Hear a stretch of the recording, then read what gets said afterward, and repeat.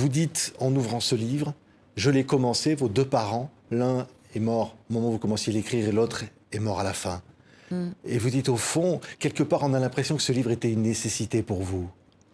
Oui, elle l'était pour moi et peut-être que c'est salutaire qu'en fait mes parents ne le lisent pas. C'était pas pour eux. C'était effectivement d'abord pour un cri personnel, mais c'était un cri aussi que je voulais déployer à un niveau universel parce que finalement on s'aperçoit aujourd'hui.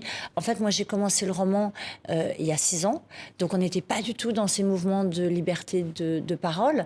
Et aujourd'hui, il est concomitant avec voilà, tous ces témoignages et qui montrent à quel point on est sur un phénomène historique et sociétal. En fait, les langues se délient et on s'aperçoit à quel point c'est une problématique et du coup de pouvoir universaliser une création.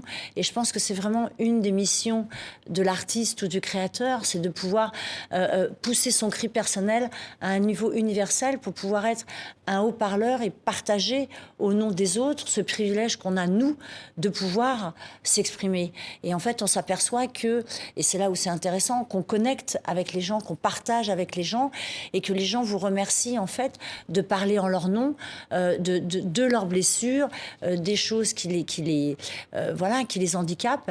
Et c'est là où, pour moi, la mission est remplie. C'est quand, effectivement, voilà, on mène son cri personnel à un niveau universel. Ouais.